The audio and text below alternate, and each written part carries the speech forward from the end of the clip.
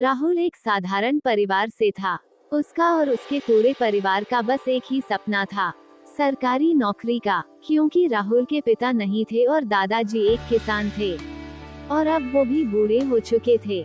उनका सपना था कि मरने से पहले राहुल एक सरकारी अफसर बनकर उनका नाम रोशन करे।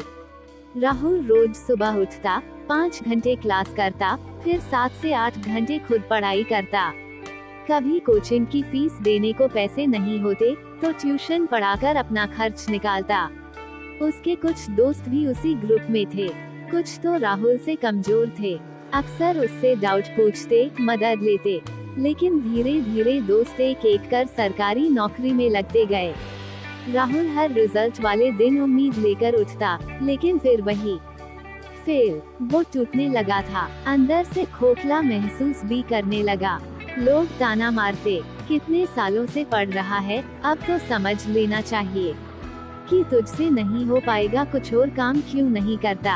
और सबसे ज्यादा दर्द तब होता जब किसी दोस्त की ज्वाइनिंग का फोटो ग्रुप में आता। एक दिन हार कर वो शहर से बाहर एक पहाड़ी मंदिर पहुंच गया। सोचा शायद अब भगवान ही कुछ रास्ता दिखाएं। वहाँ एक बुजुर्ग संत बैठे थे।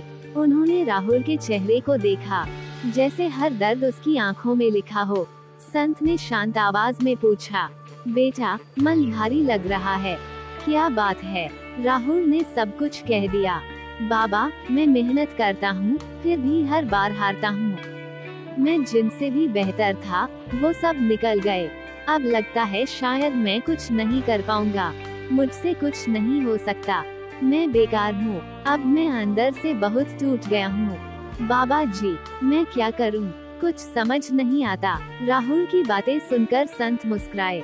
उन्होंने सामने पड़ा एक बड़ा सा पत्थर दिखाया और बोले, उस पत्थर को 100 बार हथौड़ा मारो और पूरी मेहनत और लगन से करना, बिना कुछ पूछे।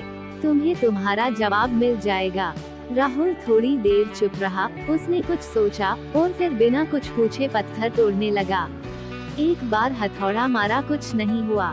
10 बार हथौड़ा मारा, कुछ नहीं हुआ। 50 बार में भी कुछ नहीं हुआ। 70 बार, 80 बार। अब तो राहुल थक गया था और उसके हाथ भी दुखने लगे थे, लेकिन उसे जवाब चाहिए था, तो वह रुका नहीं। 99वीं बार तक पत्थर जस का तस खड़ा था, लेकिन जैसे ही उसने 100वीं बार मारा, पत्थर बीच से फट गया। वो हैरान रह गया। संत ने उसे देखा और समझाते हुए बोले, बेटा ये पत्थर पहली बार में नहीं टूटा, हर चोट ने उसे कमजोर किया है, लेकिन तूने सिर्फ आखिरी बार को देखा। तेरी मेहनत भी वैसी ही है। हर बार जब तू फेल हुआ, तू थोड़ा और मजबूत हुआ। हर हार में तू थोड़ा और सीख गया। मत सोच कि मेहनत बेकार गई। फर्क बस तब दिखेगा जब तेरी 100वीं चोट पड़ेगी। जिंदगी में कभी मत सोचो कि तुमसे कमजोर लोग आगे निकल गए हैं तो तुम हार गए। हो सकता है कि तुम्हारी 100वीं चोट अभी बाकी है। बस टिके रहो और आखिरी बार तक डटे रहो।